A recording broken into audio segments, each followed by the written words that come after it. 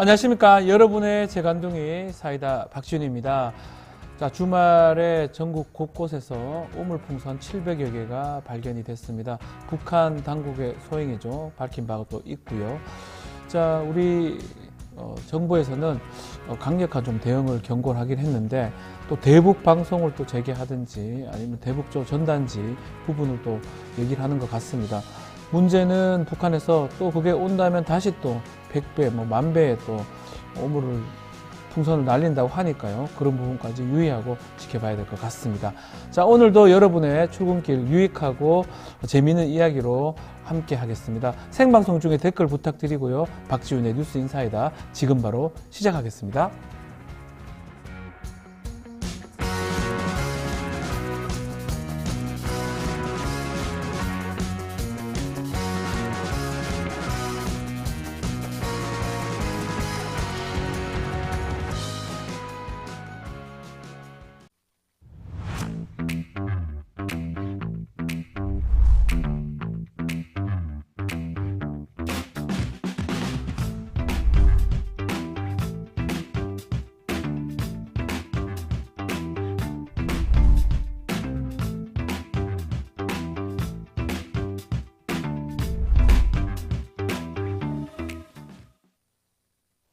바쁜 아침 오늘 꼭 알아야 할 뉴스들 정리해 드리겠습니다. 듣기만 해도 이해가 쏙쏙 뉴스픽, 오늘도 뉴스토마토 전현주 기자와 함께 하겠습니다. 안녕하세요. 네, 안녕하세요. 주말 잘 보내셨습니까? 네, 주말은 언제나 빠르게 지나가더라고요. 네.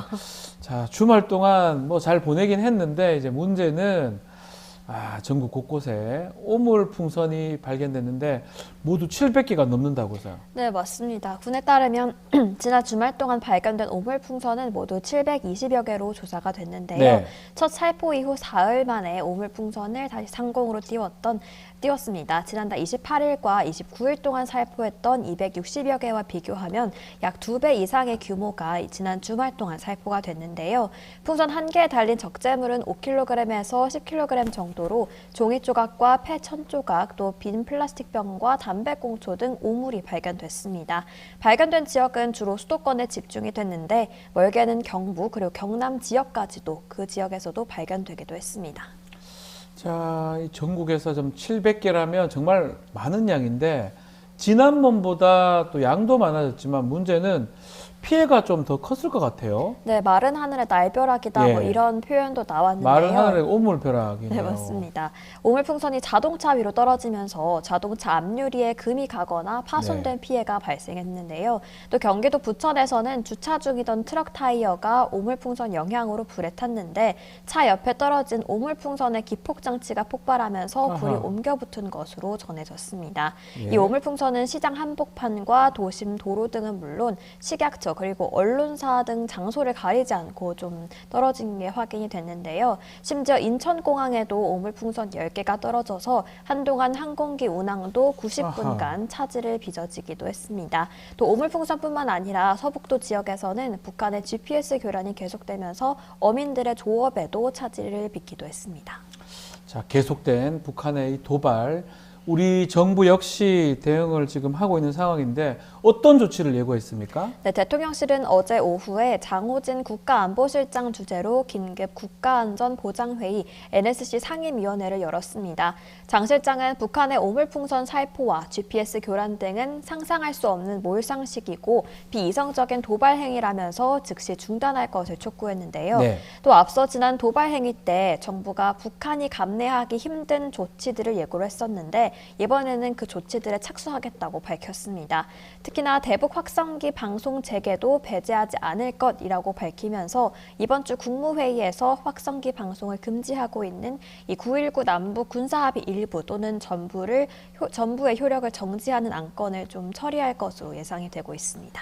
대북방송 지난 2018년도에 중단한 바가 있는데 왜 이 북한한테 대북방송이 위협적인지 또 이 대북방송이 남북관계에 지니는 의미 어떤 것인지 좀 설명해 주셔야 될 것 같아요. 네, 대북 확성기 방송은 2018년 4월 판문점 선언 이후에 중단이 됐는데요. 이 한국군의 대표적인 심리 전수단이자 또 남북관계 현 주소를 보여주는 바로미터 역할을 해온 게 이 대북 방송입니다. 네. 첫 시작은 1963년에 시작해서 노무현 정부 때인 2004년 남북 군사 합의를 통해서 중단이 됐는데요. 하지만 이후 천안함 사건이나 이런 북한 핵실험 등 남북 간 군사적 긴장이 높아질 때마다 일정 기간 동안 이 대북 방송을 재개를 했다가 중단했다가 이런 바 있습니다. 이 확성기 방송은 북한군뿐만 아니라 접경 지역 북한 주민들의 마음을 좀 흔들어서 체제 내부에 동요를 일으키게 한다는 게 좀 이론적인 네. 효과인데요. 앞서 2015년 8월 DMZ 목함지뢰 사건에 맞서서 대북 방송을 재개했을 때에는 북한군이 이를 체제 위협으로 간주해서 이 확성기를 향해서 포격까지 한 바 있습니다. 그만큼 정말 싫다는 거네요, 북한 입장에서는. 네, 맞습니다. 그런 만큼 이번에도 다시 한국이 확성기 방송을 재개하면 북한도 대남 방송을 재개할 뿐만 아니라 대북 확성기를 지난번처럼 조준할 가능성도 있다, 이런 분석이 나오고 있습니다. 자, 북한 도발 또 대북 방송 재개에 대해서 언론 반응도 궁금합니다. 네, 언론들은 대체로 정부의 철저한 대비와 대응을 강조하고 나섰는데요. 네. 대북 방송이 남북 간 긴장 수위를 높일 것이라면서도 분명한 것은 북한이 이번 사태를 자초했다, 이런 분위기가 읽혀지고 있습니다. 네. 좀 살펴보면 세계일보는 대북 확성기 방송 재개 수준 북 도발이 자초한 일이다, 이렇게 사설을 냈고, 동아일보도 대북 확성기 6년 만에 재개 수준 북 오물풍선 도발이 자초, 이렇게 했었고요. 네. 또 조선일보도 북도발 전제하고 대북 확성기 검토해야, 이런 사설을 냈습니다. 또 경향신문 같은 경우에는 북한 오물풍선의 대북 확성기 논의 강대강 대치만 할 건가 라면서 강대강 대치보다는 좀 대화를 제안하는 형식으로 사설을 썼습니다. 자, 귀염둥이 차지 2 화이팅. 또 배동아님은 이진아 기자님 아닙니다. 전현주 기자님과 함께 하고 있는 뽕뽀미님, 또 전성님, 채윤님 댓글 감사드립니다. 다시 또 하는 거야님은 왜 북한 건드리냐고, 삐라를 일부러 뿌리냐고, 또 뭐 자극한 건 솔직히 대북 전단이지, 이렇게 또 얘기를 하고 있고요. 또 혹시나 더 이렇게 대북 방송을 한다든지 전단을 우리가 날리면 더 풍선을 보낼 것 같은 어떤 그런 불안감들이 또 우리 댓글에 좀 있는 것 같습니다. 대북 전단 살포를 막아야지, 또 김구름님도 그런 말씀 주셨습니다. 자, 어떻게 될지 좀 지켜봐야 될 것 같고요. 다음은 최상병 순시 사건 이야기입니다.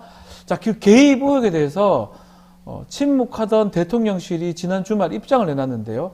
이게 사실상 좀 관여를 인정하는 분위기라고 봐야 됩니까? 네, 지난 1일 MBC 보도에 따르면 윤석열 대통령은 최상병 사망 사고 이후에 네. 2차례의 지시를 내린 걸로 파악이 됐습니다. 최상병 사망 사고 직후에 군을 질책한 게 첫 번째 관여고, 이 이후에 또 다른 관여가 있었다는 건데요.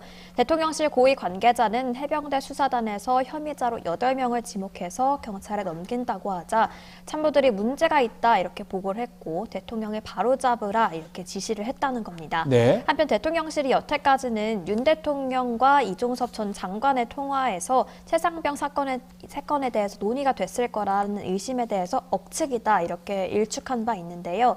이번엔 그 주장과 전면 배치되는 내용이 드러나면서 사실상 수사가 대통령실과 윤 대통령 본인으로 향하는 것도 좀 불가피해 보입니다. 그렇네요. 최상병 사건 대해서 이제껏 그렇게 얘기하지 않다가 이제 결국 수사 결과에 대해서 윤석열 대통령의 지시가 있었다는 사실을 대통령실이 인정한 건데, 그렇다면 이제 범죄 여부거든요. 직권남용죄 성립 여부, 이건 어떻게 되는 겁니까? 네, 진행자님께서도 잘 아시겠지만 우선 군사경찰 직무법에 따르면 군사경찰 직무의 지휘자나 감독자로서 이를 총괄하는 이는 각 군의 참모총장입니다. 해병대의 경우에는 해병대 사령관이 해병대 수사단의 일반적인 직무를 총괄하고 있는데요.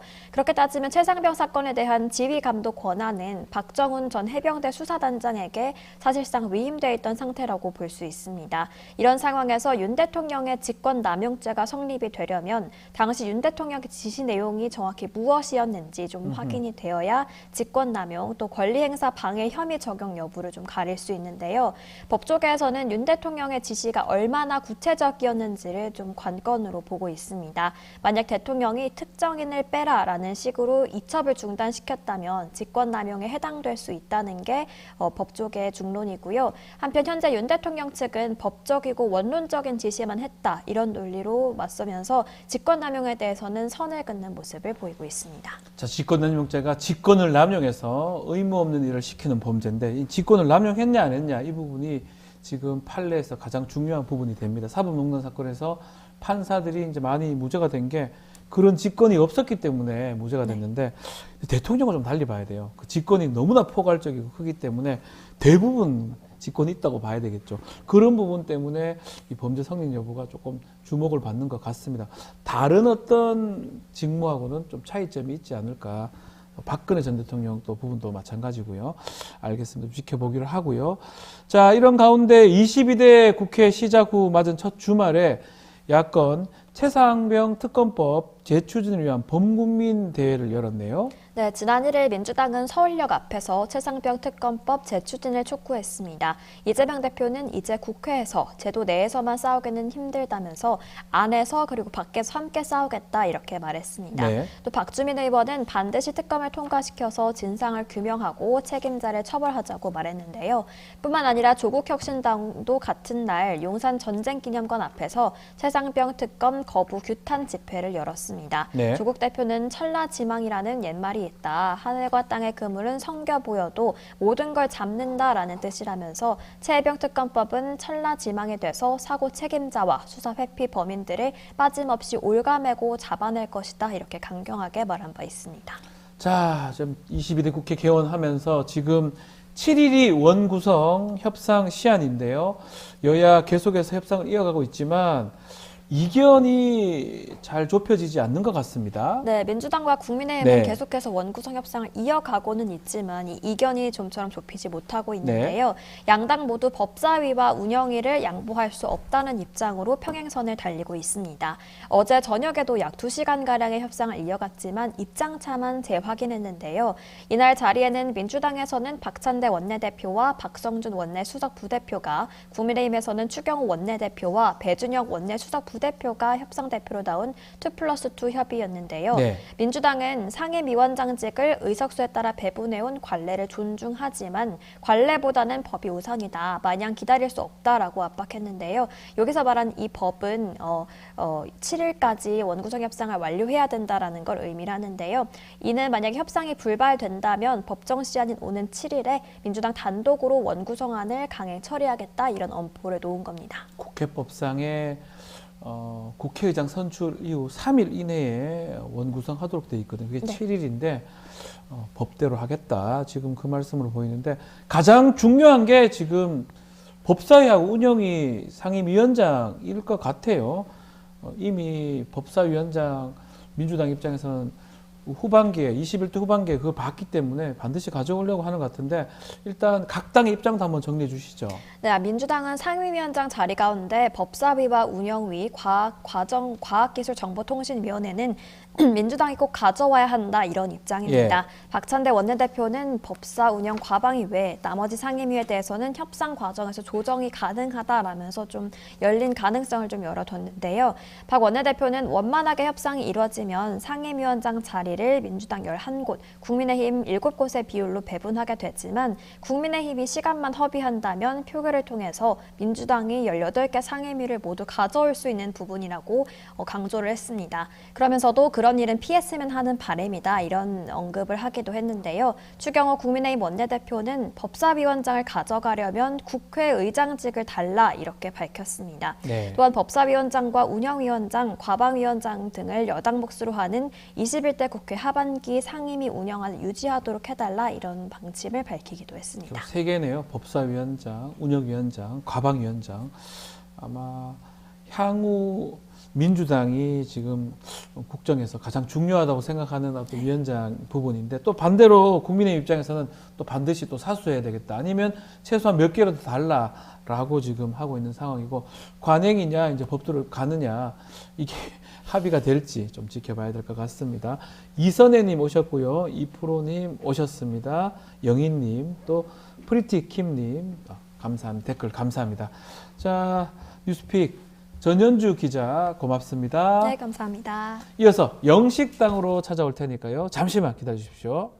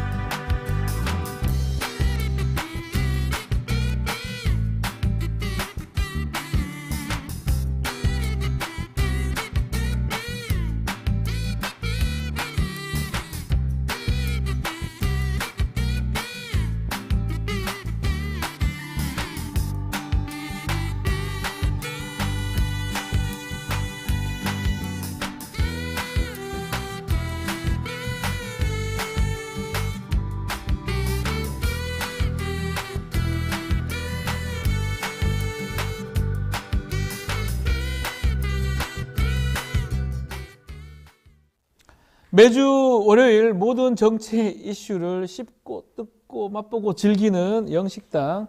자, 환영합니다. 자, 오늘도 뉴스 인사이다. 정치 미식가 분들의 입맛을 충족시킬 두 분 오셨습니다. 영식당의 공동대표 박영식 시사 에디터 이상민 PD. 안녕하십니까? 반갑습니다. 안녕하세요. 안녕하십니까? 네, 하여 아침마다 월요일 아침부터 이렇게 반갑습니다. 두 분 보면. 아, 저도 월요일 아침이 늘 기다려지고 있습니다. 신납니다. 원래 예. 월요일 아침에 좀 일하기 좀 힘들잖아요. 그렇죠. 첫 주니까. 네. 두 분 보면서 예전 방송할 때 월요일 그 프로가 보다 지금이 훨씬 좋은 것 같아요. 두 분 때문에. 저희도 같은 마음이라고 꼭 말씀드리고 싶습니다. 네. 자, 그렇지만 주말간에 있었던 일을 좀 해야 될 것 같아요. 얘기를 좀 해야 될 것 같은데. 아, 오물풍선이 지난번보다 2배 많았다고 해요. 네. 700여 개가 발견됐고, 이재명 대표 오물풍선 수치스럽다면서 남북 대화 채널 복구도 얘기를 하고 있습니다. 그렇지만 정부는 대북 확성기 재개 얘기하고 있는 상황인데, 이거 한번 좀 얘기를 좀 하면 좋을 것 같아요. 예. 이 북한 오물풍선에 대한 정부의 대응, 우리 박영식 에디터 어떻게 보십니까? 예, 저는 당연히 이게 민간에 지금 피해가 엄청나잖아요. 뭐 실제 그 도로를 달리다가 풍선 때문에 피해를 보신 분들도 계시고 차도 지금 예. 부셔졌다고 부셔졌다고 합니다. 하고 하니까 이거는 뭐 아주 심각한 피해를 양산하고 있기 때문에 네. 원칙적으로 당연히 이제 북한의 이런 태도는 저는 뭐 규탄해야 된다고 네. 보고요. 지금 정부 쪽에서는 비례성의 원칙을 가지고 전면 대응하겠다. 이제 이런 강력한 조치를 예고한 상황이어서 아까 뭐 말씀하시는 거 보니까 대북 확성기나 뭐 민간에서는 대북 전단이 제가 알기로는 일부 허용돼서 날려지고 있는 그 걸로 날렸기 알고 때문에 오는 거예요라고 보여요, 사실은. 그렇기 때문에 근데 네. 또 군 차원에서도 대북 전단을 검토한다고 하니까 네. 북한이 만약에 이제 이런 조치를 받아들여서 더 강한 강도 높은 도발을 하게 된다면 이게 어떤 군사적 긴장도를 더 끌어올리는데 또 역할을 하는 거 아닌가 싶어서 걱정이 되고요. 다만 앞서서 말씀드린 대로 이 행위는 정상 국가가 북한이 되고 싶다면 이런 행위는 해서 안 되겠죠. 당연히 안 대화로 해결하려고 하는 노력을 보여야 될 것 같고 남북 대화 채널 자체가 지금 끊어져 있는 상황이어서 네. 이걸 또 어떻게 복구하느냐 이게 또 우리 정부의 숙제일 텐데 과연 대화로 해결 가능할까라는 일단 의문점이 하나가 있고 저는 그 국가안전보장회의 네. 이 NSC라는 NSC. 게 북한의 도발 있을 때마다 사실 개최되고 대통령도 모습을 드러내고 하잖아요. 네, 근데 첫 번째 오물 도발이 있었을 때 이게 지난달 28일, 29일 맞습니다. 그때는 NSC가 없었거든요. 근데 그거 열지 않았다고 비판을 뭐 야당에서도 하고 뭐 언론에서도 하다 보니까 뭐 이번에는 NSC를 개최를 했더라고요. 네. 뭐 이런 뭐 모습은 또 잘하는 거라고 생각하고 있습니다. 해야 되겠죠. 아니 이 자식들이 그 똥을 보내고 말이야. 잠깐만요. 요거를 깜짝 놀랐어요. 이거는 왜 똥을 보내는 건지 이거 이해되지 않습니다. 예. 정말 이 똥폭탄이 떨어져가지고 이게 정말 그 쏘기도 애매하고 이게 또 쏘아가지고 맞추면은 뭐 경품을 주는 게 아니라 똥이 퍼진다 그러세요. 퍼져요. 그러니까 이제 그거 똥 터져, 정신이 똥 없는 터져. 거. 네. 아 이거 똥 냄새가 나네 이거. 아니 근데 우리 또 국민들 그 자존심이 있는데 이 정말, 오물을 보낸다는 거는 이게 참 국민들의 어떤 분노도 좀 아니 헤아려 우리가 뭐 주셔야 될 똥으로 보입니까? 아니 저 북괴 자식들은 말이에요. 이건 정말 너무한 겁니다. 북한이 정말 감내 하기가 어려운 그런 힘든 조치를 제가 강구해 나갈 것입니다. 아니 근데 똥이 무서워서 피하지 더러워서 피하냐 이제 이런 그 말씀도 지금 우리 시청자분이 주시는데 그렇잖아요. 실제 아니 피할 방법을 좀 대통령님이 마련을 좀 해주셔야 해주셔야 이게. 될것 같은데. 아니 그 폭탄이 이거 오는데 어떡하면 똥폭탄이 아니 근데 오는데요. 그 폭탄이 오는데 그 맥주를 마시러 가시고 왜 그러셨어요? 그러니까. 한잔 해야지 그러면 어떡해. 울적하니까 풍선 뜨는데 어떡해 그러면. 뭐 안준가 그 풍선이? 그래서 아무튼 저기 네. 오늘은 제가 그 아프리카 예. 저기 정상회의 네. 제가 저기 정상들이 와가지고 이제 만나고 있습니다. 아프리카 정상들. 네, 레소토 맞아. 네. 그리고 코트디부아르. 코트디부아르 하면 드록바 아닙니까? 거기 멕시코 선수고 그 볼 잘 차네. 야야 뚜레인가 아무튼 그런 정상들 만나가지고 예. 똥 냄새가 자꾸 나네. 그래서 좀 열심히 일하고 있습니다. 예, 알겠습니다. 걱정 많이 대통령께서 하시는 것 같습니다. 뭐 하여튼 해결해야 됩니다. 혹시나 더 이렇게 우리가 좀 대북 확성기 방송해서 똥이 만배 백배로 올 수도 있는 거잖아요. 그러니까요. 오물이. 네. 그런 것들도 좀 고려해서 좀 제대로 된 조치가 좀 필요하잖아요. 왜냐하면 잘못되면 좀 큰 민생 문제로 될 수도 있어요. 그럼요. 안보 문제이기도 하지만 예. 민생과도 연결되는 아마 그런 걸 전 노리고 북한이 한 게 아닌가 생각도 들거든요. 그리고 저는 이런 저강도의 도발로 분류가 되고 있지만 네. 오물이라고 하니까 이제 뭐 사람들을 마치 우리 국민들을 조롱하고 우롱하는 그런 기분 나쁜 점도 있지만 네. 만약에 그 풍선에다가 화학약품 같은 것들을 매달아서 그렇죠. 이게 화학전으로도 얼마든지 사용 가능하다고 생각하면 이게 보통 문제는 아닌 것 같거든요. 큰 문제가 될 수가 있죠. 그러니까요. 그래서 이제 앞으로 조치도 우리 조치도 뭐 감내하기 힘든 조치를 해야 됩니다. 그렇지만 그걸 잘 고려해서 조치를 취해야 되는 게 아닌가 이렇게 생각이 듭니다. 자, 22대 국회 개원 얘기 좀 해보겠습니다. 이것도 좀 눈에 좀 띕니다. 윤석열 대통령이 국회의원 전원 300명 전원한테 축하난을 보냈습니다. 윤석열 대통령이 이래 해서. 자, 근데 여당의 많은 의원들이 불통하는 대통령의 난은 받을 수 없다라면서 정중히 사양한다는 뜻도 밝혔고요.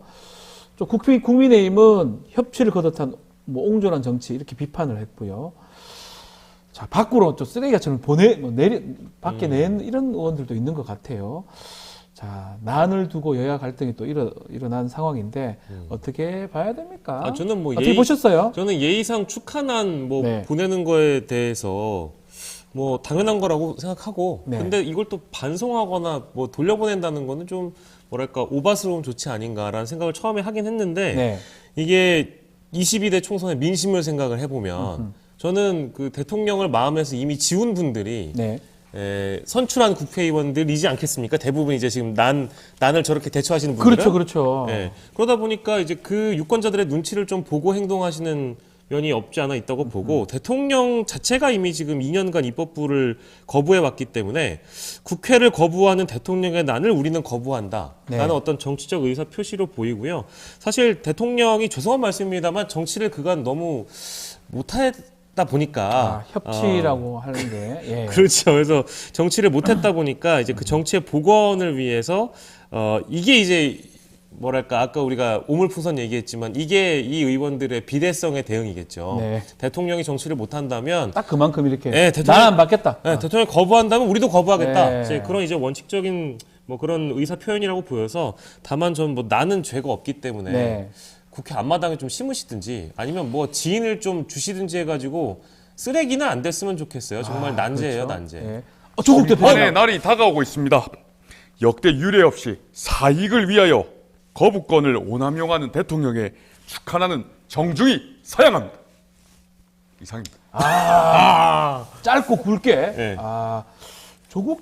조국 혁신당이 좀 많은 의원들이 많이 거부를 하는 것 같더라고요. 거의 다 하신 것 같은데. 제가 알기로도 네, 거의 다 네. 뭐 옹졸한 정치다 뭐 이렇게 비판을 하고 있긴 하지만 글쎄요, 이 일반인 시각에서는 뭐 그런 것 같아요. 뭐 제 마음 아니겠습니까? 받든지 말든지. 그렇죠. 그렇긴 한데 요건 일반인 시각은 아니겠죠. 왜냐하면 대통령이 국회의원한테 보낸 거기 때문에 천하람 의원 얘기가 좀 눈에 띕니다. 공과 사를 구별해야 된다. 개인적 입장이었으면 뭐 조국 대표나 뭐 이준석 의원한테 주고 싶었겠냐. 어쩔 수 없이 준 거다. 대통령 입장에서도 기간 대 기간으로 보낸 거다라고 윤석열 개인이 아닌 대통령이라는 직위를 존중해야 된다. 이렇게 지적을 했는데 어떻게 봐야 됩니까? 예. 이따가 천하람 의원도 나오실지 모르겠는데 네, 아무튼 오늘 나오진 않습니다. 아, 그렇습니까? 예. 나왔습니다 지난주에. 예. 아니 제 얘기는 그 천하람 이상민 의원 못 PD로부터 나옵니다. 못 나옵니까? 제가 알기로는 천하람 연구가 안 된 연구가 아직 안 안 된 아, 그래요? 걸로 제가 알고 있습니다. 공과 사를 구분해야 합니다. 이거 아니었던가요?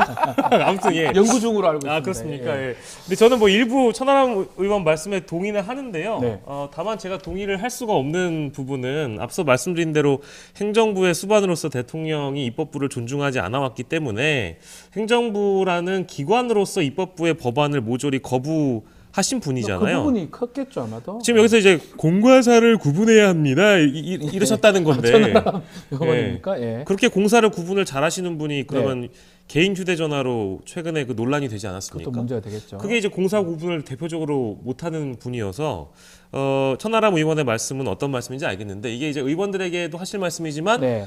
또한 대통령에게도 적용되는 말씀이다라는 생각이 들고 뭐 이 논란이 뭐 불거지지 않았다면 제가 따로 말씀드릴 필요도 없겠습니다만 난 거부에 대한 것 역시 뭐 여야를 떠나서 입법부 구성원의 한 사람으로서 자신들을 존중하지 않는 행정부 수반의 어떤 의례상 선물을 받지 않을 수 있는 권리는 있다고 저도 보고요. 네. 저는 이제 그걸 존중하는 쪽에 서 있습니다. 자, 뭐 준비된 거 없습니까? 아니, 아이고, 예. 아니, 직접 직접 나오셔가지고. 직접 나오셨어요. 난을 갖다가 보내면은 그건 받아줘야지 그거. 나 참 이거. 고마 치워라 난. 잠깐만 저거 폭탄 아니야 저거? 풍선이 저기 있네 저거 여기 저기 있는 거야 또 저거? 폭탄입니다. 예. 아유 냄새가 자꾸 나네 이거. 예. 알겠습니다. 아니 제 걸음도 들었다고 하니까 그러면 그 오물풍선 안에 거물을 걸음을 걸음. 난에다가 아니 그러면 박영식 씨가 다 가져가가지고 이게. 예. 어이 정 실장 저기 박영식 씨한테 저기 풍선 다 줘. 고마 치워라 난. 나 참 이거. 이 코트디부아르는 뭐가 맛있나? 아, 먹는 것도 생각하시는군요. 알겠습니다. 오늘 점심 뭐지? 예, 알겠습니다. 예. 자, 대통령 오늘 뭐 아프리카 쪽 만난다고 하긴 하는데 이제 문제는 국정 지지율 조사가 지난주에 아이고. 이제 갤럽 조사가 좀 났었는데요. 아, 높지가 않아요. 어쩌면 조사 취임 이후로 최저치를 기록했어요. 21%입니다. 아, 지금 뭐 선거 이후에 총선 이후에도 20대, 23, 뭐 21까지 지금 이렇게 결정적으로 떨어진 이유가 뭐라고 보십니까? 저는 28일부터 30일까지 조사를 한 내용이잖아요. 네. 이게 화수목을 보통 조사를 하는데 이거 따라가 보면 될 것 같습니다. 네. 이 28일, 29일, 30일에 어떤 일이 있었냐? 그러니까 순직 해병대원 수사 무마 의혹과 관련해서 대통령이 사실상 수사 개입을 했다라는 부분이 드러나고 있는 와중에서 대통령실이나 대통령의 대국민 설명이 없었다는 점. 네. 사실상 침묵을 했었으니까요.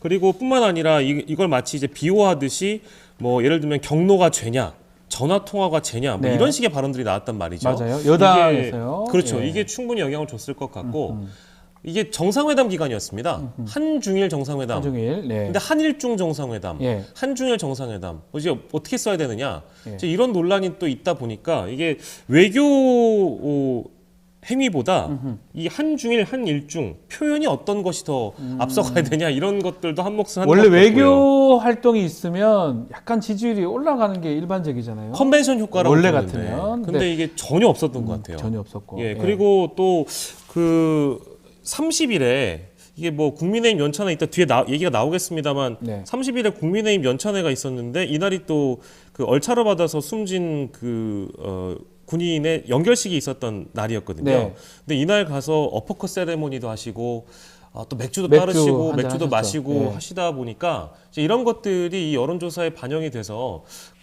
긍정도 21%지만 부정이 너무 70%여서요. 커요 이게. 이 지지도는 이명박 정부의 그 집권 말기보다 더 나쁜 수치여서 왜 나를 꺼내? 야 잠깐만. 아니, 아니 왜 나를 불러?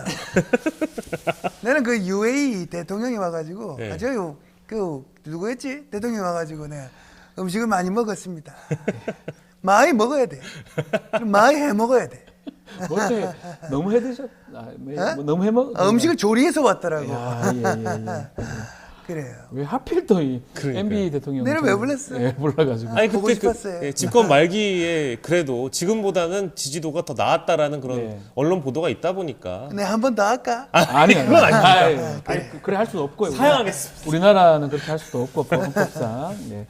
그때 그렇게 떨어지는 거를 어떻게 보면 MB 대통령 전 대통령 때는 좀 막았다고 보여요. 이렇게 네. 막아서 더 떨어지는 않았던 것 같은데 윤석열 대통령 지지율 앞으로 좀 더 떨어질 수도 있다고 이렇게 보십니까? 저는 더 떨어질 가능성이 많고요. 아하. 올라갈 가능성은 더 낮습니다. 낮아 보인다. 네, 왜냐하면 쓸 수 있는 카드를 지금 대통령이 다 쓴 것 같거든요. 예. 예를 들면 영수회담도 했고요. 네. 기자회견도 했고요.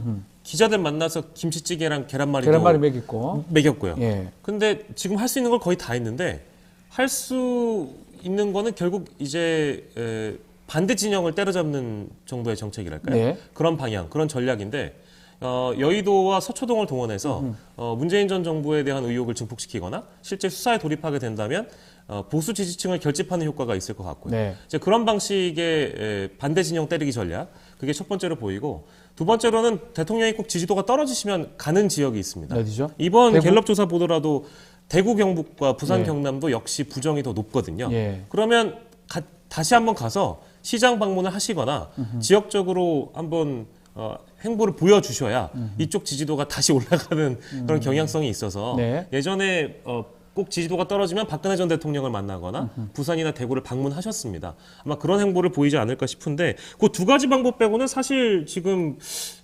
대책이라는 게 마땅히 보이지가 않아서 네. 대통령실에서 어떤 반등 모멘텀을 마련하기 위한 전략을 기획하고 있나 전혀 지금 손에 잡히는 게 없어서요. 지금 해주신 질문에는 올라갈 가능성이 이게 별로 문제가 보이지가 않아가지고요. 21%잖아요. 네. 갤럽 조사가 사실은 어떤 특징이 있냐면 잘 올라가지도 않지만 잘 떨어지지도 않아요. 아주 네. 좀 고정적인 그런 모습을 보이고 있는데 만약에 최악의 경우 10%로 가버리면 이거는 사실 좀 심각한 거죠. 이정희 님이 지금 10% 얘기를 하고 있거든요. 10%로 가면은 사실상 이제 심리적 탄핵이다 예. 라는 표현을 지난 주말에 이제 경향신문도 그런 제목을 달아서 보도를 하긴 했습니다만 이번에 총선 민심을 보셔서 아실 텐데 21%의 지지도를 대통령실과 대통령만 심각성을 못 느끼는 것 같고 네. 이미 국민들은 정서적으로 심리적으로 대통령을 마음속에서 서서히 지워가고 있었던 게 총선 성적이 이미 드러나 있었거든요. 맞습니다. 근데 그거에 대해서 전혀 우려가 위기의식이 없다가 이제 와서 21%의 지지도를 받아 들고 나서도 또 다른 조치를 하지 못한다면 아마도 10%에 대한 여론조사는 이번 주에 한두 번쯤은 볼 것 같다는 생각이 좀 드네요. 예. 예. 이재명 대표님 나오셨습니다.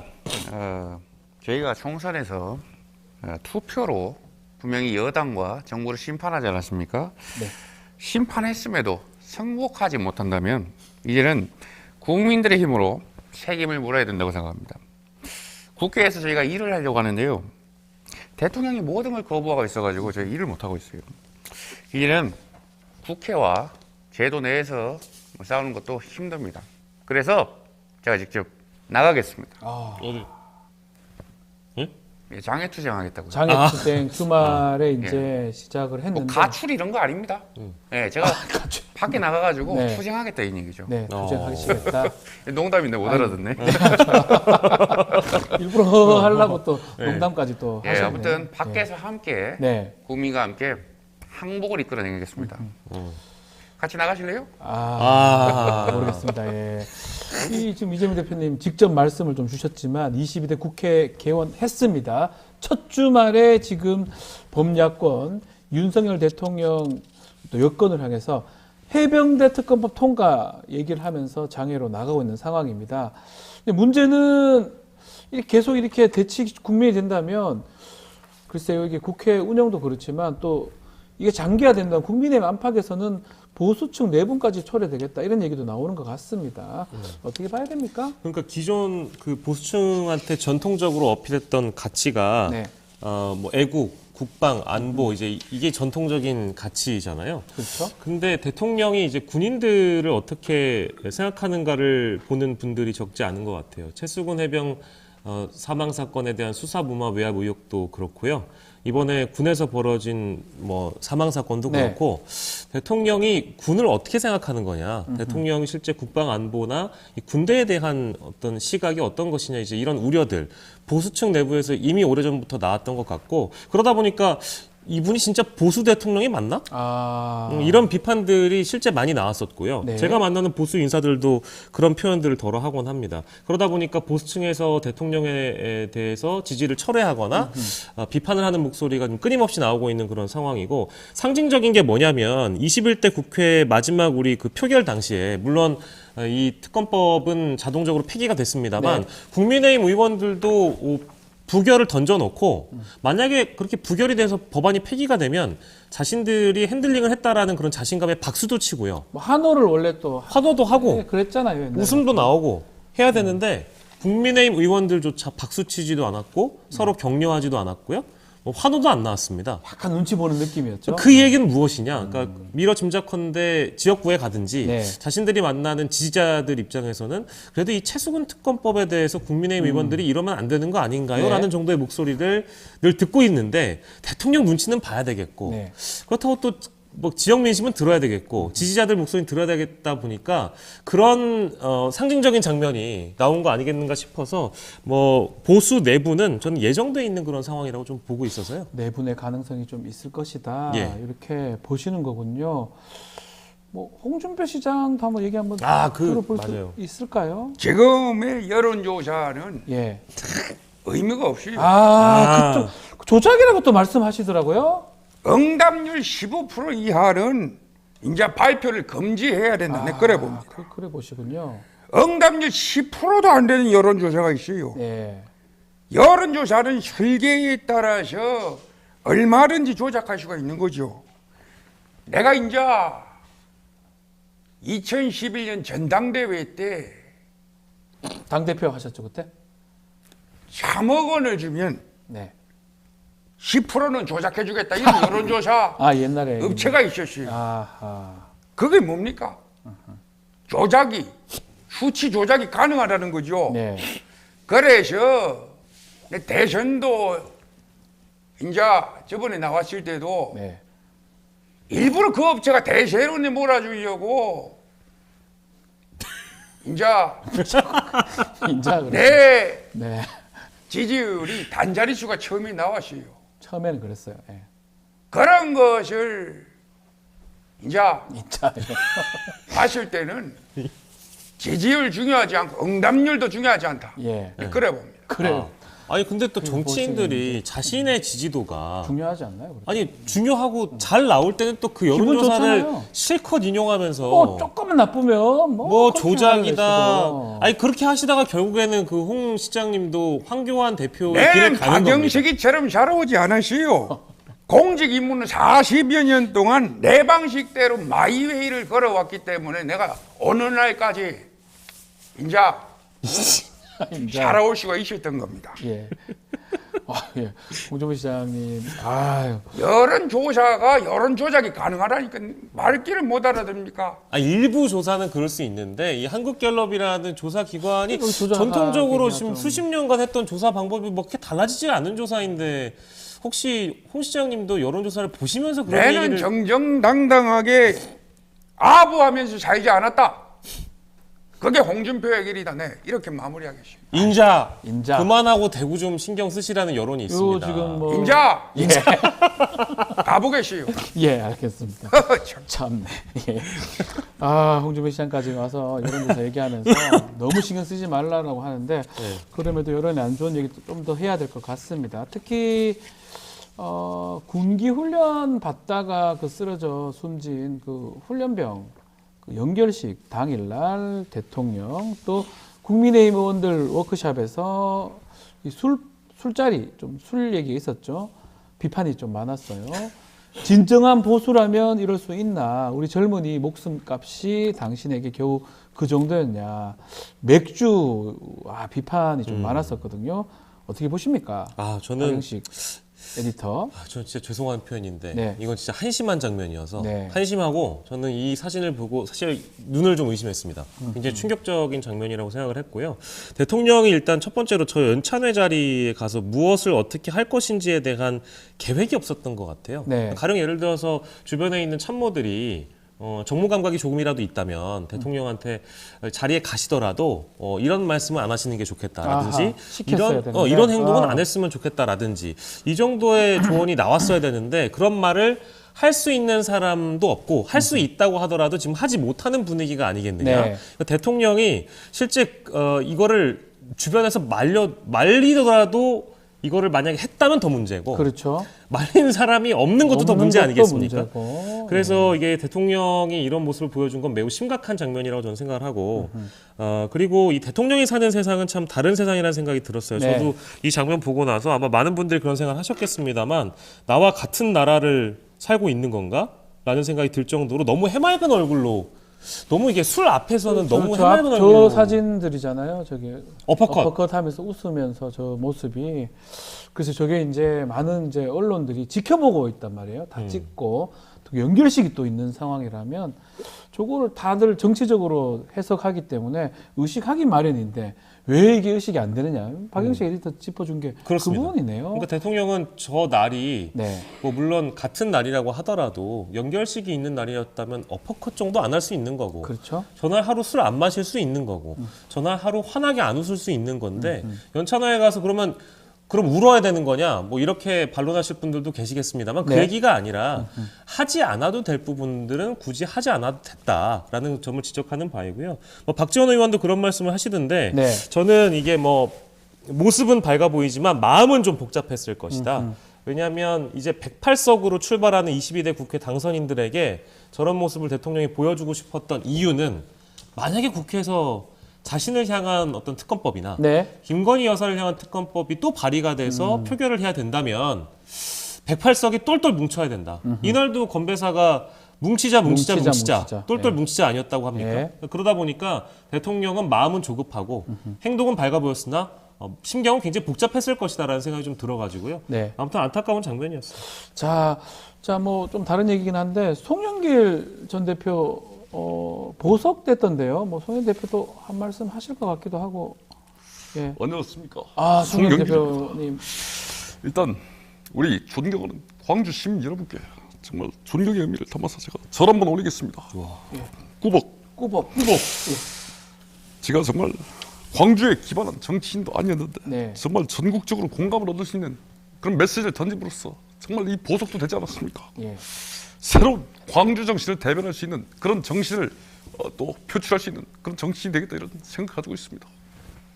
이상입니다. 송영 대표 오랜만에 보석돼서 밖에 나오니까 그래도 좀 날씨가 아주 좋습니다. 좋죠? 그리고 교도소 그 내에서 정말 제 교도관들에게 약속했습니다. 어떻게 이런 형편에서 이렇게 일을 할 수가 있냐. 그리고 같이 미결수들 아닙니까? 미결수들한테 어떻게 이렇게 참혹한 환경을 제공할 수 있냐. 정말 물병을 던지고 싶었지만 그래서 물병은 없었습니다. 물병 던지기. 정말 우리 강아지도 울고 있습니다. 시시야, 아빠 갈게. 이상입니다.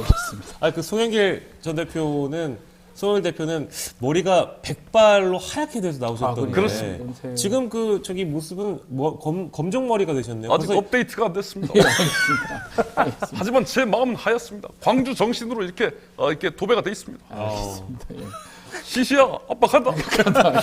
눈물이 납니다. 근데 커뮤니티에서는 진짜 송영길 대표가 맞아요. 키우는 반려견이 굉장히 인기를 끌고 있어서 그 이름이 시시라고 하더라고요. 그래서 상징적으로 이번에 투옥이 됐을 때도 시시에 대한 사진으로 뭐 포스터가 만들어진다든지 뭐 그랬다고 하더라고요. 맞아요. 그래서 시시라고 언급을 한 거니까 혹시나 모르시는 분들이 계실까 봐. 시시. 반려견 네네. 시시. 예. 자, 22대 원구성 얘기도 좀 해보겠습니다. 좀 법사위 운영이 이제 가방위까지 얘기가 나오고 있는데 상임위원장을 누가 가져가느냐. 만약에 안 되면 민주당 같은 경우는 국회 본회의 표결로 강행 처리하겠다. 박찬대 이제 원내대표죠. 그런 얘기도 있는 것 같습니다. 어떻게 보고 계십니까? 저는 뭐 13대 국회 이후에 나름대로 관행적으로 원구성하는 그런 룰이 있었다고 보고요. 네. 뭐 여야 합의도 중요합니다. 중요하고 국회라는 공간이 원래 협의하고 소통하고 합의하는 곳이니까 여야가 머리를 맞대서 좋은 결론을 냈으면 좋겠다는 생각도 드는데, 그런데 뭐 계속적으로 대통령의 거부권을 언급하고 있습니다만 거부권과 입법권이 대립하는 전국 이어지고 있고, 지금 상황에서는 국회 내 정치가 사실상 사망 상태에 이르고 있기 때문에 그 특수 네. 상황을 좀 감안을 해야 될 것 같고요.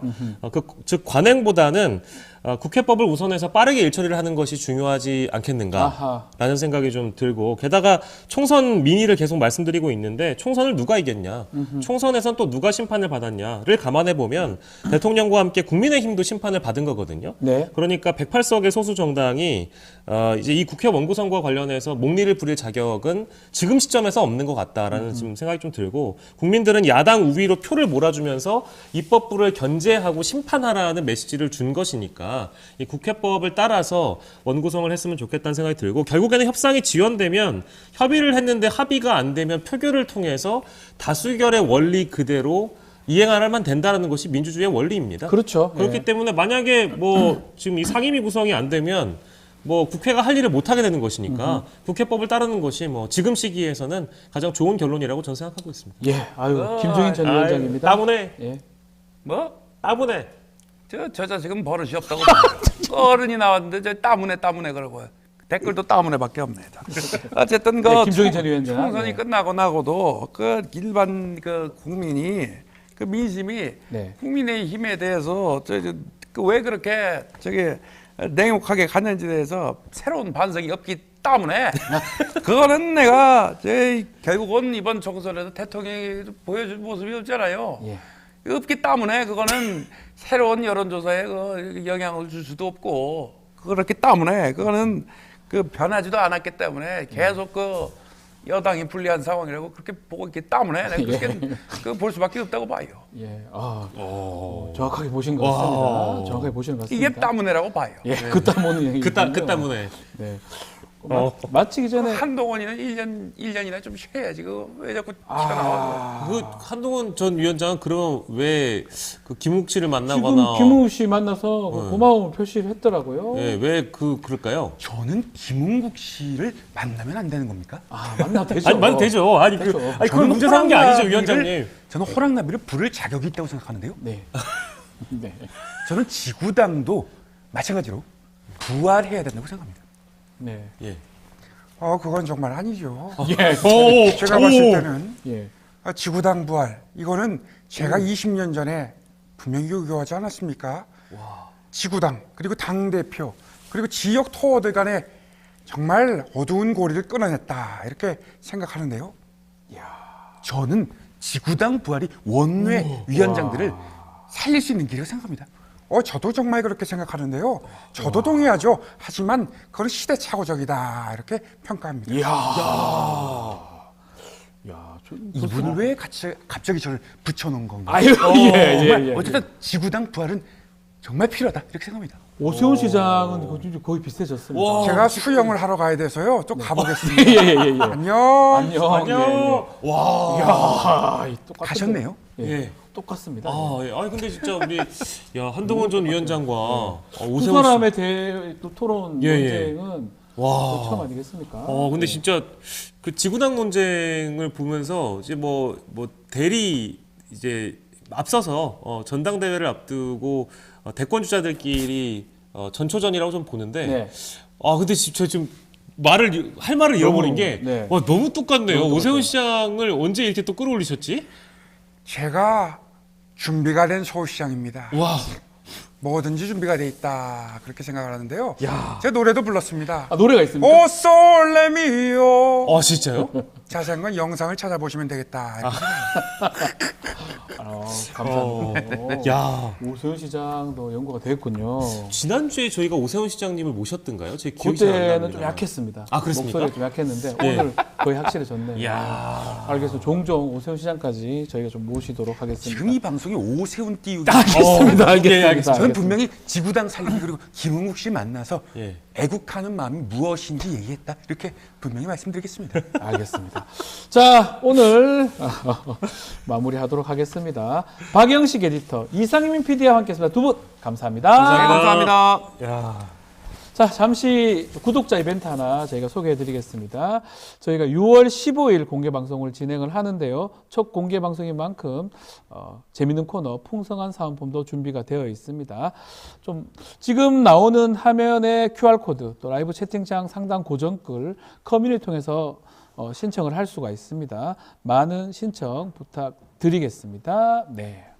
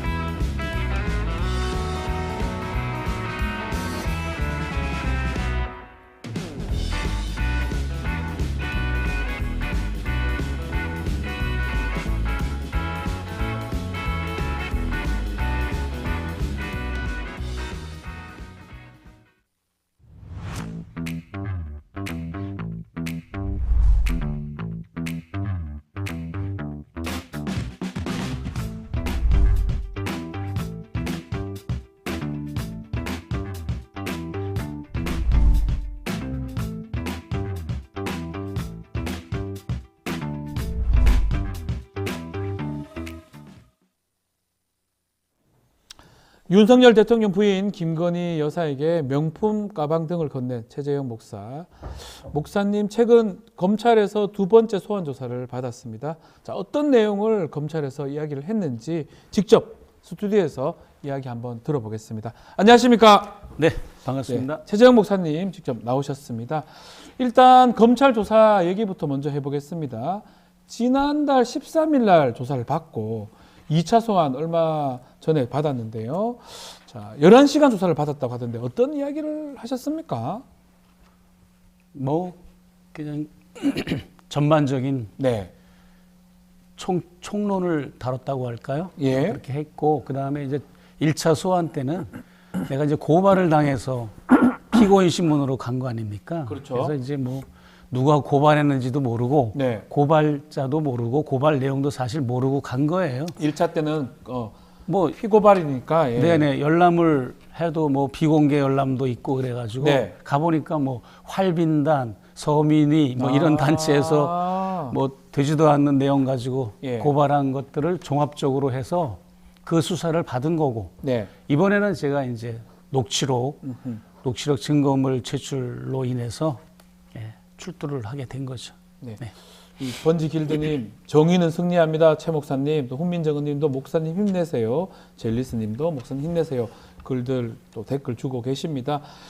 자, 1차 소환 조사 때 말씀하셨던 내용, 그 뒷받침하는 통화 녹취를 2차 때 제출하셨다고 하던데 주말에 이 장인수 기자가 진행하던 저널리스트 공개된 내용이긴 한데요. 요거 일부 듣고 이야기 좀 이어가겠습니다. 아이고 오랜만입니다. 김창동 의원이 건으로 소통통으로부터 연락을 받았어요. 그래서 말씀을 제가 전에 듣기로는 우선 절차를 좀 많이 밟으셔야 되는 상황이더라고요.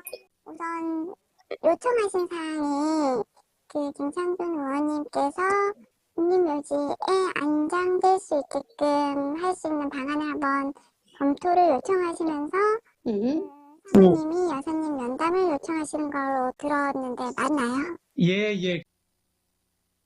자, 이게 총무 조모 과장이잖아요. 들어보면 처음 통화한 것 같지가 않아요. 여러 차례 통화를 한 겁니까? 그러면 이 사람하고? 저 시기는 예.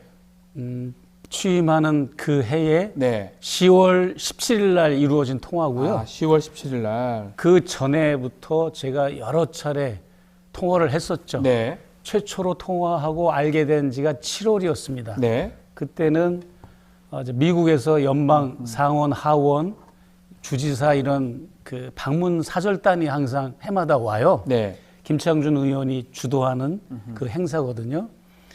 그래서 이제 그분들이 한국에 방한할 때 이제 대통령이나 김건희 여사 접견하는 문제 그런 걸로 인해서 이미 소통을 하고 있었던 상황이었어요. 7월부터. 네. 그러다가 이제 8월 달에 무슨 사고가 났는가 하면 김창준 의원께서 허리를 크게 다쳤어요. 아하, 예. 허리를 크게 다쳐가지고 이제 뭐 병원에 입원해 계시고 그러다가 그러는 중에 또 이렇게 넘어지셔가지고 뇌진탕이 걸리셨어요. 뇌진탕도요? 그래서 피가 뇌에 고일 정도로 아하.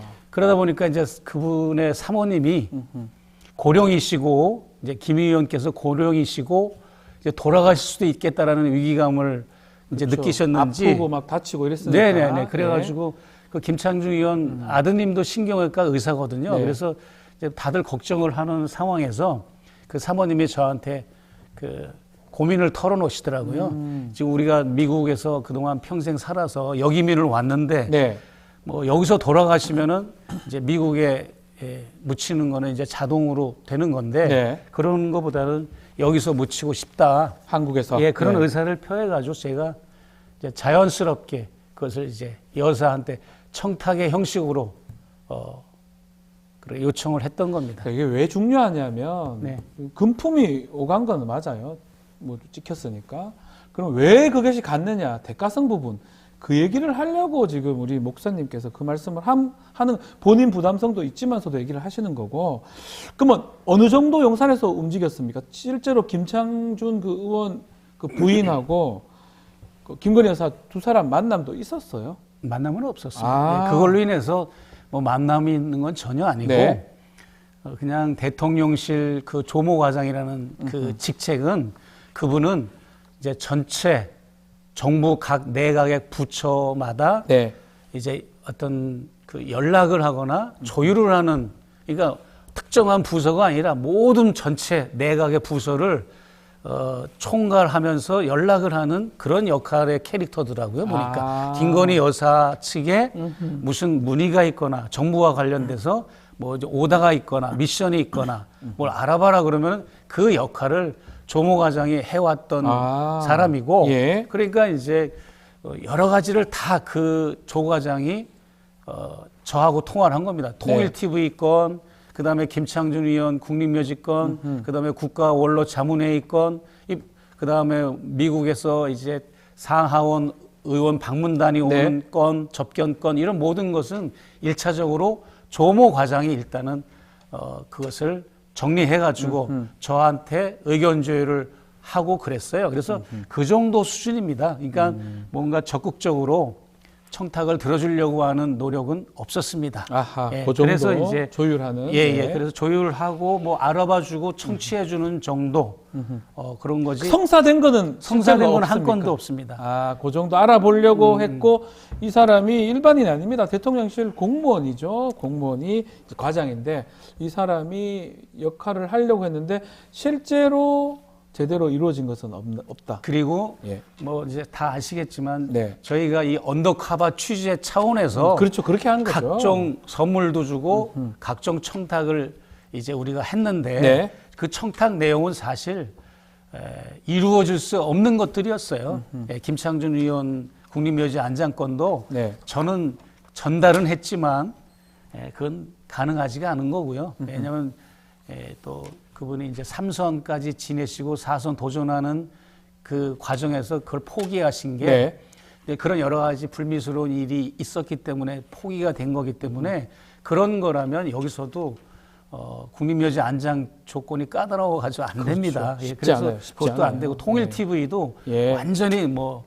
박살을 내놓은 상태라서 복구 불능입니다. 아하. 대통령 아니라 대통령 할아버지도 안 되는 거고 이미 그 자리에 천공 TV가 들어온 상태라서 천공 TV. 예, JBS TV라는 천공 TV가 통일 TV를 끊고 그 자리에 열흘 만에 개국 리셉션을 열은 거예요. 그래서 거기에 대해서 내가 집요하게 천공과 대통령실이 어떤 커넥션이 있는가를 알아보려고 제가 집요하게 그거는 내가 이제 의도적으로 더 집중적으로 청탁의 형식으로 서류를 보자, 나도 서류를 주겠다 이런 식으로 해가지고 확인을 했던 겁니다. 이거 네. 통일 TV 거는 약간 좀 성격이 다르지만 청탁 플러스 뭔가 이제 그 천공 측과 김건희 이런 정권과의 그런 커넥션 같은 거를 한번 파헤치고 싶었던 거죠. 네.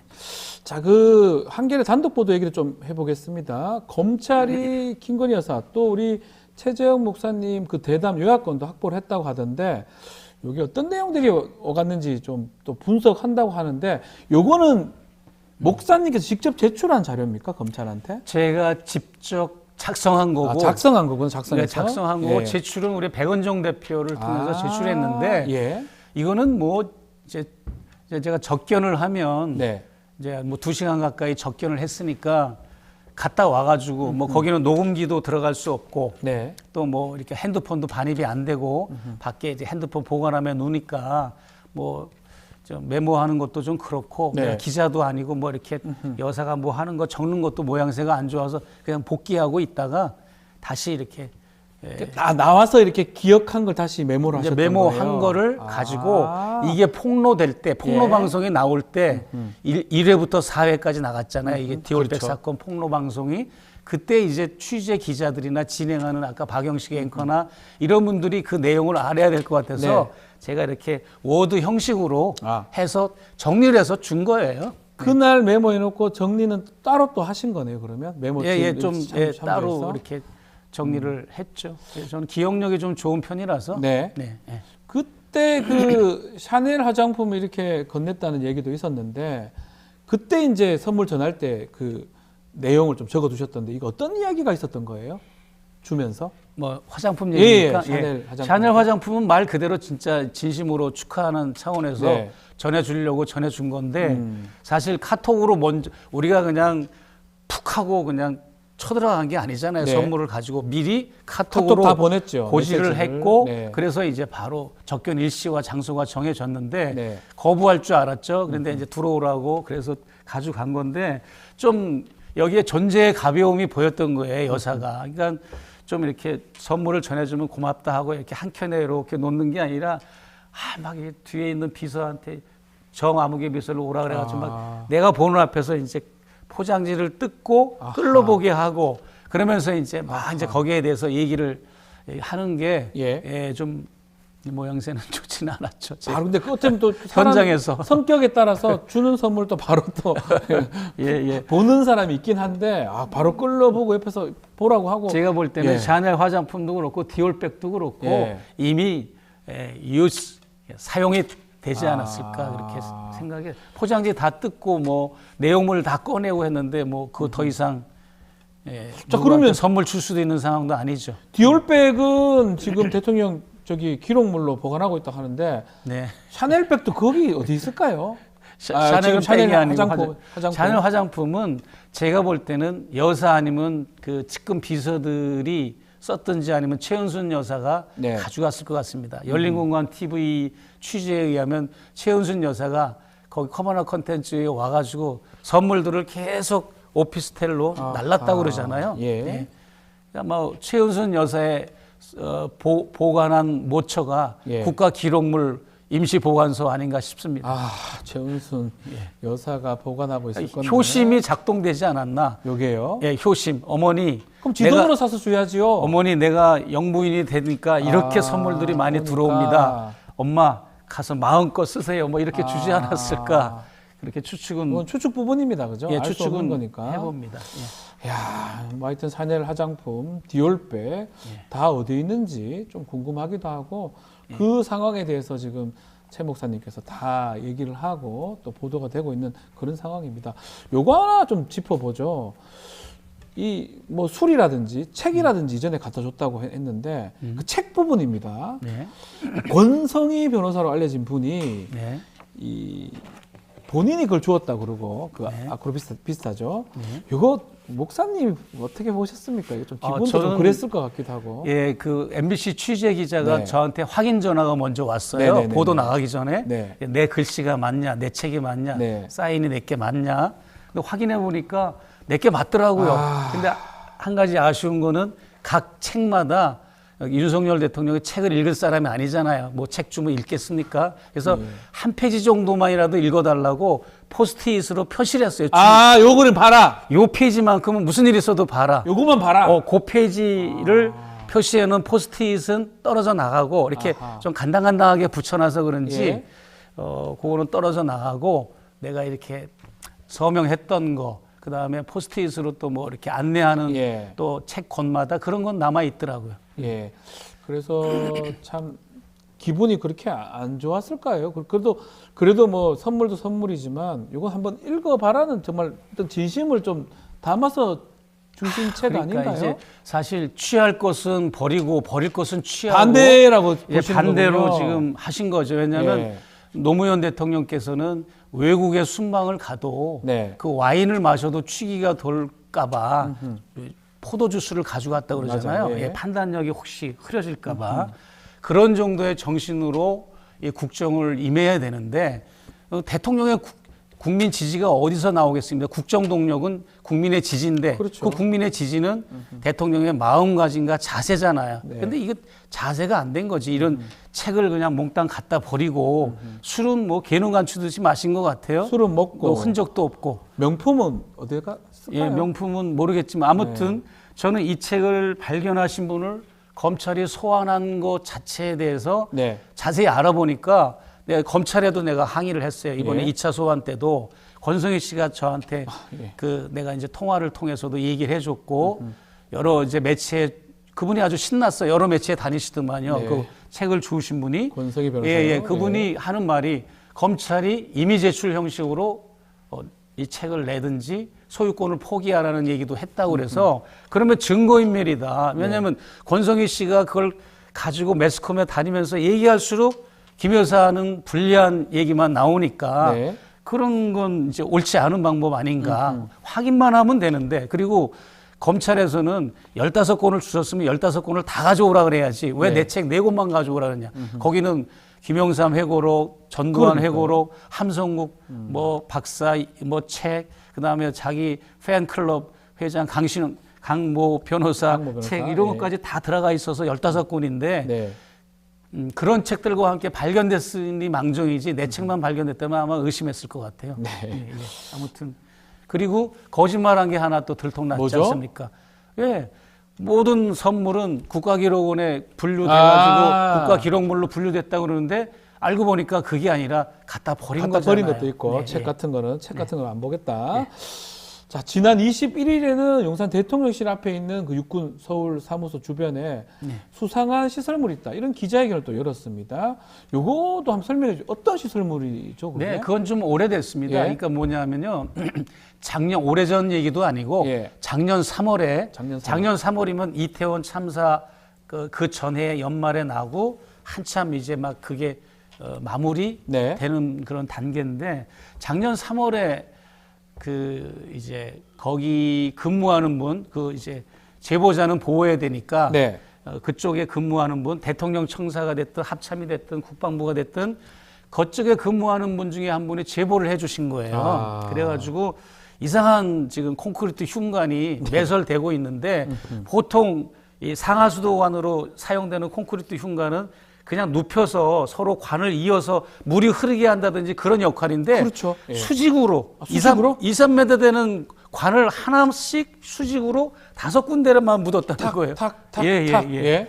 그리고 그 공사가 수억짜리 공사처럼 보였다. 왜냐하면 엄청 높은 그 육군 서울 사무소 담벼락을 다 헐어버리고 네. 그걸 철거하고 그걸 콘크리트를 폐기물로 갖다 버리는 작업 그리고 그 자리에다 커다란 나무 뭐 미루나무, 느트나무 같이 커다란 나무를 다시 또 심었어요. 아하. 나무 하나가 얼마나 비쌉니까? 그러니까요. 큰 나무, 작은 나무도 아니고 그리고 덤프 트럭에 차들이 흙을 많이 실어와가지고 둔덕을 조성한 겁니다. 네. 근데 이 둔덕을 조성한 데다가 한강 방면으로 그 콘크리트 흉관 5개를 박은 겁니다. 박은 아하, 거예요. 예. 그래서 이게 뭔지 수상하다고 좀 취재를 해달라 그래서 자, 육군이나 뭐 대통령실에서 네. 뭐 밝힌 내용이 있을까요? 저희는 이제 국방부에 먼저 국방부 일단 국방부에 이제 건물이니까 요청했더니 그 근처니까. 자기들은 이제 그런 공사한 게 없다. 네. 그리고 이것은 대통령실로 아하. 국방부 소관에서 대통령실로 이관이 됐다. 그리고 육군 서울사무소도 자기들 소관이 아니라 예. 대통령실 소관이다. 그건 대통령실에서 했을 것이다라고 얘기해가지고 우리 이성만 의원이 네. 그것을 정식으로 요청을 했습니다. 대통령실에. 대통령실에. 그랬더니 전혀 응답이 없고 아직까지 답이 예, 없습니까? 아직까지 답이 없습니다. 예. 자, 그렇다면 우리 목사님께서는 이렇게 신기합니다. 세로로 이렇게 5개씩 받고 콘크리트 물이 아마 이게 지금 주술 무속 아니냐 의심된다 이렇게 얘기를 하셨는데 뭐 이렇게 세로를 박는다 해가지고 뭐 그게 그렇게 의심이 또 되는 겁니까? 그게 이제 왜 그러냐면 그게 하필이면 5개입니다. 5개인데 예. 오방신을 우리가 이제 연상하잖아요. 5개면 왜 하필이면 5개냐? 그리고 그 가지런히 뭐 이렇게 나란히 한 것도 아니고 예. 또 보통 오방신은 다이아몬드 형식으로 해서 동서남북 중앙해가지고 오방신이거든요. 원래 그렇죠. 예. 그런 형태도 아니고 그냥 아무렇게나 듬성듬성 이렇게 심어놨는데 그걸 감방이라고 그래요. 감방. 아하. 아무렇게나 하는 예. 걸. 그래서 이제 그걸 인공위성에서 보니까 인공위성에서는 가운데 그 녹강에 뚜껑이 있고 옆으로는 사철나무로 위장을 해놓은 겁니다. 그리고 그 내용을 우리가 이제 많이 추측을 해보고 전문가들을 동원해가지고 무속인까지 동원돼가지고 거기에 대해서 우리가 연구를 하고 네. 가장 가까이 우리 취재팀이 가서 촬영까지 했어요. 네. 했는데 그것은 반드시 전통적인 방법에는 땅에 화기를 죽인다 그래가지고 소금을 넣는 거 외에는 다른 방법이 없는데 그 어마어마하게 큰 직경이 1m 되는 그런 그 타원형에 2, 3m 되는 길이에 소금을 넣을 리가 없었다. 거기는 재물이든지 예. 뭐 우리가 알고 있는 건진법사라는 분이 예. 살아있는 소를 마취해가지고 가죽을 벗기는 껍질 벗기는 예, 예. 그런 구판을 벌린 적이 있었잖아요. 그래서 우리가 그런 쪽으로 우리가 많이 추론을 하는데 그런 게 이제 많이 가능성이 있는 얘기들이 있습니다. 왜냐하면 기본적으로 뭐 이제 경복궁, 대한문, 그 다음에 뭐 국회, 국방부 청사에는 해태상이 있습니다. 해치상. 아, 그렇죠. 예전에. 그 상을 예. 이제 지금도 있습니다. 지금도 있습니까? 지금 예. 대통령 청사에도 해치상이 있는데 그거는 왜 그렇게 하냐면 관악산의 화기를 죽여줘야 된다고 그래가지고 바다 동물인 해치를 해태가, 이렇게 해치. 놓는 예. 건데 그것도 부족해가지고 이제 김건희 여사, 윤석열 대통령 부부가 거기다가 3월에 했는가 하면 이제 이태원 참사 사건이 발생하고 나서 많은 시위대들이 한강진역과 이태원역에 이제 시위를 하고 있었는데 예? 윤 대통령이 관저에서 나와서 출근을 하는 그 길목이거든요. 아, 거기가? 그러다 보니까 예. 민중봉기가 일어날 것도 두려워하고 전국적으로 이태원 참사 시위대가 예. 확산될 거를 두려워한 나머지 아마 제 추측에는 예. 육군 서울사무소를 임시 관저로 출퇴근하지 않고 아예 거기서 관저로 사용하려고 그렇게 계획을 세웠다가 그러려면 거기다 뭔가 주술적인 거를 해야 된다라고 해서 그렇게 심지 않았으면 그 외에는 다른 해석할 방법이 없는 겁니다. 너무 그 예. 장면 자체가 뭐 어떻게 이해할 수 없는 5개가 네, 박혀 예. 있고 콘크리트 물이가 그 안에 뭐가 들어가 있을 수도 있는 겁니까? 뚜껑을 그러니까 열어보면? 그 제보자가 하는 말이 예. 절단기로 그 이렇게 나팔관 같이 생겼습니다. 네. 이음새가 예. 그걸 다 잘라냈대요. 잘라내고 그걸 뚜껑을 덮은 거고 예. 그래가지고 이제 보니까 외부에 반일 물질이 들어온 거잖아요. 그리고 예. 수억짜리 공사면 반드시 공사 기록에 국방부든 대통령실이든 있어야 되잖아요. 있어야죠, 그건 당연히. 국민의 세금으로 당연히 대통령실은 있어야죠. 예. 운영되는 건데 일절 그런 걸 국민들한테 보고하지도 않고 국민의 대표인 국회의원들한테도 그런 보고를 하지 않고 투명하지 않은 거는 반드시 거기에는 주술적인 것, 사이비 무속, 전통적인 무슨 풍수질이나 전통적인 무속을 저는 배격하지는 않아요. 존중합니다. 네. 우리가. 예. 근데 이거는 사이비, 미신, 그다음에 주술적인 거, 상대를 저주하거나 또 뭔가 이제 뭐 액막이만 해도 괜찮은 것 네. 같아요. 그런 이상한 행태를 보여왔기 때문에 이게 위험하다는 거고 그것을 제가 서울의 소리를 통해 가지고 1탄, 2탄 특집 방송을 내보냈고 네. 이성만 의원을 통해서도 지속적으로 국방부와 대통령실에 의혹을 제기하고 자료 요청을 했는데 지금까지도 자료 요청이 없습니다. 답이 없다는 네, 거네요. 예, 예. 목사님은 계속 이렇게 추적하고 이렇게 할 겁니까? 안 겁나요? 해야죠. 왜냐하면 하셔야 된다. 지금 대한민국의 레거시 미디어나 기자들이 예. 많다고 알려져 있는데 그분들은 거의 뭐 권력을 감시하고 견제하는 게 아니라 권력의 부정부패를 캐내는 게 아니라 권력을 측면 지원하고 오히려 야합하는 모습이 보이고 네. 해외 교포인 제 눈에도 띄는데 여기서 하는 기자들한테는 왜 눈이 안 띄는지 이해가 안 하니까 됩니다. 나라도 해야죠. 뭐. 네. 목사님이라도 해야 되는데 문제는 지금 뭐 해외 교포 말씀하셨는데 출국 금지가 돼 있어요. 우리나라 지금 상황에서. 출국 정지. 아, 정지죠. 금지는 아니고 정지. 내국인은 금지고 외국인은 정지. 정지. 예.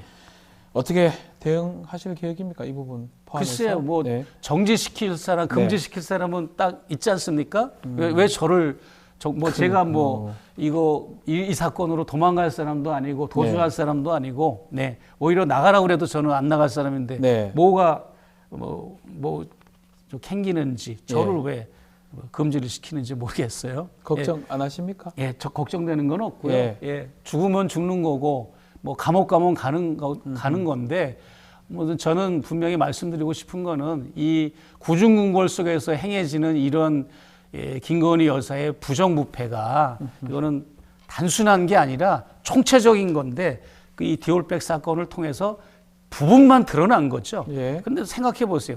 저 말고도 다음 대기자들이 접견자들이 뭐 명품 그 백화점에 선물을 들고 저 다음으로 들어갔잖아요. 네. 그분들이 왜 여사를 선물 사가지고 만나려고 했겠습니까? 자기들의 민원을 가지고 청탁을 하려고 가는 거 아닙니까? 그렇겠죠. 그리고 관저로 이사 가서도 한남동 관저로 들어가서도 한 달도 안 된 상태에서 낮 11시 반에 그 재판을 받고 있는 백석대 설립자의 소나무 분재, 고급 소나무 분재를 그 관저의 문이 열리면서 받잖아요. 네. 관저로 들어갔다는 건 대통령이 받은 겁니다. 대통령이 재판 중에 있는 대학교 설립자의 뇌물을 받았는데도 그것을 지적하는 언론이 한 군데도 없어요. 뉴탐사가 이제 뭐 그렇게 이제 보도를 했지만 네. 그래서 심각하다고 저는 생각해서 언론이 나는 문제라고 생각하고 나는 이 광화문 촛불 집회 뭐 시청 앞에서 촛불 집회 하는 거 있잖아요. 나는 그거 반대입니다. 왜 반대냐? 그 집회를 하는 걸 반대가 아니라 네. 언론사 가서 해야 돼. 아, 시청 언론사? 앞에 가서 해야 소용없어. 언론사를 삥 둘러가지고 아하. 언론사들 정신 차리게 하고 언론사를 압박해야지. 시청 앞에서 맨날 해봐야 뭔 소용이 있어. 언론들을 저것들을 때려잡아야 돼. 언론이 더 문제라고 보시는 언론이 더 거군요? 문제지. 언론이 제기는 안 하니까 그래서 우리 목사님이 나 같은 사람이 뭐라고. 나는 통일운동하는 사람이고 예. 해외 교포고 시민운동하는 사람인데 내가 왜 이걸 나서겠습니까? 나 같은 사람이 목사가. 네, 응? 알겠습니다. 네.